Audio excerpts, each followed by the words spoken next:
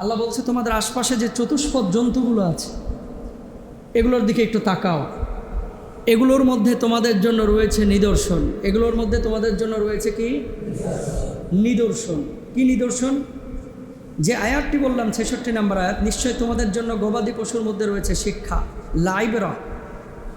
আমি তোমাদের পান করাই তাদের পেটের ভেতর থেকে গোবর ও রক্তের মাঝ খান থেকে উৎপন্ন বিশুদ্ধ দুধ, যা পানকারীদের জন্য সুস্বাদু। জোরে বলেন সুবহানাল্লাহ। পান করান কে? আল্লাহু আকবার। পান করান আল্লাহ। গরুকে খাওয়াচ্ছেন আপনি ঘাস, এই ঘাস খাওয়ানোর পরে ঘাসটা পেটের মধ্যে প্রথমত হজম হয়, একটা অংশ চলে যায় রক্তে, আর একটা অংশ শরীরের অন্যান্য উপাদান যে সমস্ত অঙ্গ প্রত্যঙ্গ আছে এগুলো শক্তি সঞ্চয় করে। রক্তের মধ্যে যে অংশটা চলে যায়, মিশে যায়, ওই রক্তের মধ্য থেকে আর গোবরের মধ্য থেকে আল্লাহ রাব্বুল আলামিন বিশুদ্ধ দুধ উৎপাদন করেন। জোরে বলেন সুবহানাল্লাহ। এবার এই দুধ আপনি বাড়িতে নিয়ে আসেন, নিয়ে আসার পরে এই দুধ দিয়ে আপনার ওয়াইফ রান্না করছে পায়েস, এই দুধ দিয়ে আপনার ভাই বানাচ্ছে রসগোল্লা, এই দুধ দিয়ে আরেকজন বানাচ্ছে হচ্ছে ছানা, এই দুধ দিয়ে বানাচ্ছে আরেকজন রসমালাই, এই দুধ দিয়ে আবার আপনি ওই কি বলে এটারে রোস্টও বানাচ্ছেন। রোস্টে কিন্তু আপনারা টক দই অনেকে ইউজ করেন। তো প্রিয় ভাইরা, আবার আল্লাহ সুবহানাহু ওয়া তাআলা এই যে গাভী আমাদেরকে দিয়েছেন, আল্লাহ বলছে এখানে তোমাদের জন্য রয়েছে শিক্ষা, ইবরা, উপদেশ। কি উপদেশ? গরু ঘাস খায়, ঘাস রূপান্তর হয়, মানুষ পান করে সেই দুধ থেকে আবার শক্তি পায়। এর পেছনে কে কাজ করছে? এর পেছনে বিজ্ঞান না, যিনি কাজ করছেন তিনি কে? তাহলে জোরে বলেন একবার সুবহানাল্লাহ।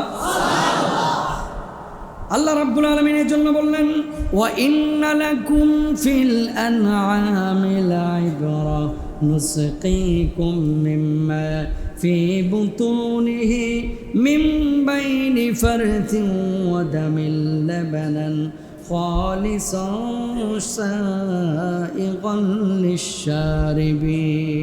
সুবহানাল্লাহ বলেন।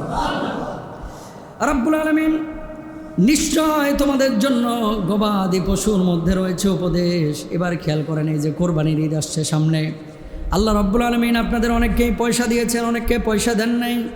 যাদের কাছে আল্লাহ রাব্বুল আলামিন পয়সা দিয়েছেন, আপনি বাজার থেকে গরু কিনে নিয়ে আসছেন, নিয়ে আসার পরে বাড়িতে বেঁধে রাখছেন। 2 দিন 3 দিন পরে যখন কোরবানির ঈদ আসছে, নামাজ পড়ে গিয়ে আপনি কোরবানির পশুটাকে জবাই করছেন। ওই কোরবানির পশুর জবান যদি আল্লাহ রাব্বুল আলামিন খুলে দিতেন, যদি আপনার কাছে অনুরোধ আকুতি করতেন, আল্লাহর নামে হলফ করে বলছি, আপনি মানুষ হিসাবে কোরবানি করতে পারতেন না। ঠিক কিনা? কান্না করতো যে ভাই আমার মানেন না, আমার 2টা বাচ্চা আছে, ভাই আমার এভাবে জবাই করেন না। এই যে মানুষের অনুগত করে দিয়েছেন কে? আল্লাহ। যে পরিমাণ গরু গাবতলীর হাটে আর আপনাদের হাটে নিয়ে আসা হয়, ওই গরুগুলোকে যদি মানুষের মতো বোধ শক্তি দিত, গরুরা হাটে আসতো ঠিকই, আসার পরে গোটা সাবার ঘেরাও দিয়া মানুষগুলারে জবাই করার আগে, গরু জবাইয়ের আগে আপনাকে সাইজ করে ফেলাইতো। কথা বলেন না? জবাই করবি তোকে বাড়ি ঘরে একটাও ঠিক রাখতাম না। কথা বলেন না কেন? এই যে রশি দিয়ে ধরে আপনি টাইনে নিয়ে আসতেছেন, অনেক সময় গরুর সামনে গরু, আপনারা পশুর সামনে পশু জবাই করেন, এটা কিন্তু উচিত না, এটা ঠিক না। অনেকেই কিন্তু আপনারা করেন, এটা ঠিক না। এটা নবীজি সাল্লাল্লাহু আলাইহি ওয়াসাল্লামের হাদিসের পরিপন্থী। গরুটা কিন্তু বুঝে। সে সময় যখন আপনি তাকে নিচ্ছেন, রশিটা খোলার পরে যদি ওই গরুর ভিতরে বোধ শক্তি দিত যে এটা আমরা জবাই করবে, আরে ভাই আপনার মাথারে হাড্ডি ভাঙার লাগে তার একটা আস্তে ঢুসায় যথেষ্ট। কথা বলেন না কেন? আর সজোরে দিলে তো আপনি 3 কিলোমিটার দূরে গিয়ে পড়বেন। অত দূরে যাবেন না, কিন্তু থোতা মশলা ভুসকায় যাবে। ঠিক না? তো এই যে পশুটাকে অনুগত করেছেন কে? দেখবেন বাচ্চা হওয়ার পরে অনেক সময় আপনারা এই যে ওলানে বাচ্চাগুলোকে নিয়ে একটু করে খাওয়ানোর পরে যেমনি ওলানটা পিচ্ছিল হয়, এরপরে গিয়ে আপনি দুধটা দহন করেন, কারণ ওলানে তখন দুধটা নামে। সুবহানাল্লাহ। যদি আল্লাহ রাব্বুল আলামিন ওই বাচ্চাগুলোকে বোধ শক্তি দিতেন, হয়তো বা ওলানে মুখ লাগায়া আর মুখ ছাড়তো না, ও জবান খুলে দিত, আল্লাহ যদি দিতেন, তাহলে আপনাকে বলতো যে প্লিজ আমাকে আর সরায়েন না। সুবহানাল্লাহ বলেন। এবার আসেন, লাবানান খালিসান, বিশুদ্ধ দুধ। আল্লাহ এখানেও আপনার জন্য ইবরাত রেখেছেন। কি? যখন ঘাস খাইলো, খড় খাইলো, তার খাবারগুলো খাইলো, খাওয়ার পরে এটাকে আল্লাহ রাব্বুল আলামিন রক্তের মধ্যে পাঠাইলেন, এই ঘাসের একটা অংশ। এরপর আল্লাহ তাআলা তার পরিপাকতন্ত্রে পাঠাইলেন খাবারের একটা অংশ। রক্ত এবং গোবরের মধ্য থেকে আল্লাহ রাব্বুল আলামিন দুধটা বের করলেন। জোরে বলেন সুবহানাল্লাহ। এটা প্রমাণ করে আল্লাহ অপবিত্র থেকে পবিত্র বের করতে পারেন। আমরা বাংলায় একটা কথা বলি, হুজুর গোবর রেখে আর পদ্ম ফুল ফুটে, অনেকেই কথা বলেন। এর মানে বুঝাইতে চান রিক্সাওয়ালার ছেলে রিক্সাওয়ালাই হোক, ভ্যানওয়ালার ছেলে ভ্যানওয়ালাই হোক, ইঞ্জিনিয়ার ছেলে ইঞ্জিনিয়ার হবে, ডাক্তারের ছেলে ডাক্তার হবে, এমপির ছেলে এমপি হবে না। এই বাংলার জমিনে আল্লাহ রাব্বুল আলামিনের বিধান অনুযায়ী যার যোগ্যতা আছে সেই এমপি মন্ত্রী হবে, যার যোগ্যতা আছে সেই খতিব হবে, বক্তা হবে, যার যোগ্যতা আছে সেই রাষ্ট্রনায়ক হবে। কথা বলেন। রিক্সাওয়ালার ছেলে ভ্যানওয়ালার ছেলে কি বুয়েটে যাইতে পারে না? বিশ্ববিদ্যালয়ে যাইতে পারে না? তো ছোট করে দেখেন কেন হুজুর গোবরে পদ্ম ফুল ফুটে না? না ফুটে, বরং আরও বেশি ফুটে। গোবর কি সার না? কথা কন, সার কি সার না?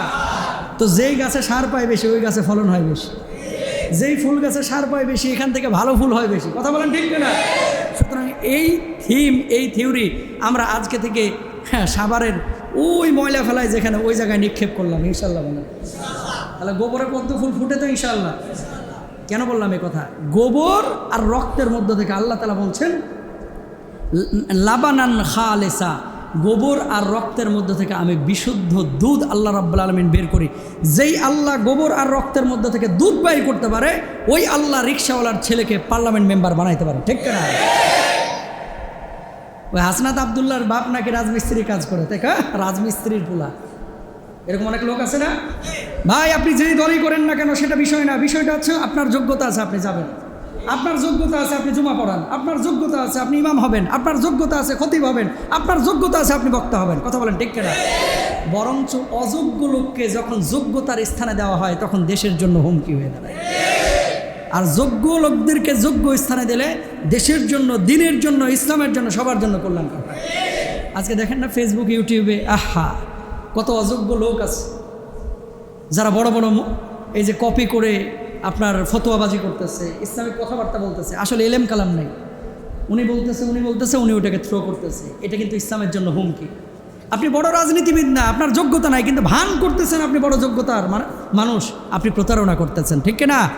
এই জন্য নবীজি বলেছেন কি, আল্লাহ নবী এর জন্য বলছেন কুল্লুকুম রাইন ওয়া কুল্লুকুম মাসউলুন আন রাইয়াতিহি, প্রত্যেকেই তোমাদের দায়িত্বশীল আর প্রত্যেকের তার দায়িত্বের ব্যাপারে জিজ্ঞাসিত হবে।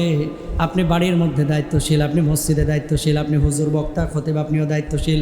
আল্লাহ রাব্বুল আলামিন কিয়ামতের ময়দানে আপনার দায়িত্বের সম্পর্কে জিজ্ঞেস করবে তুমি ঠিকমতো দায়িত্ব পালন করছে কিনা। আপনি গার্মেন্টসে কাজ করেন, ওই গার্মেন্টসের পণ্য আপনি ঠিকমতো দেখভাল করছেন কিনা, কাপড় সেলাই আপনি ঠিকমতো করেছেন কিনা, মসজিদের মুয়াজ্জিন আপনি ঠিকমতো আজান দিয়েছেন কিনা, মসজিদের খতিব আপনি ঠিকমতো বয়ান করেছেন কিনা, মসজিদের কমিটি আপনি ঠিকমতো দেখভাল করেছেন কিনা, মসজিদের মুসল্লি আপনি ঠিকমতো নামাজ পড়েছেন কিনা। হিসাব দেওয়া লাগবে কোন দিন? কিয়ামতের ময়দানে। প্রত্যেক মানুষ দায়িত্বশীল। আপনি আপনার সন্তানের জন্য আল্লাহর কাছে জবাবদিহিতার মুখোমুখি হবেন। আল্লাহু আকবার বলেন। এবার আসেন দুধের ফজিলত কি। লাইব্রা মাঝখানে একটা কথা বলে দিলাম, দুধের ফজিলত কি। আল্লাহর হাবিব সাল্লাল্লাহু আলাইহি ওয়াসাল্লাম বলছেন আল্লাহুম্মা বারিক লানা ফিহি ওয়া জিদনা মিনহু, হে আল্লাহ এতে বরকত দিন এবং বরকত আরও বাড়ায় দেন। জোরে বলেন সুবহানাল্লাহ। এতে বরকত দিন, বরকত আরও। কিসের ব্যাপারে? দুধের ব্যাপারে বলা হচ্ছে। এবং ডাক্তাররাও বলছে দুধ মানুষের জন্য পৃথিবীর সেরা পানীয়র মধ্যে একটা পানি। এটা খাবারের ঘাটতিও মেটায়, পানীয়র ঘাটতিও মেটায়। সুবহানাল্লাহ বলেন।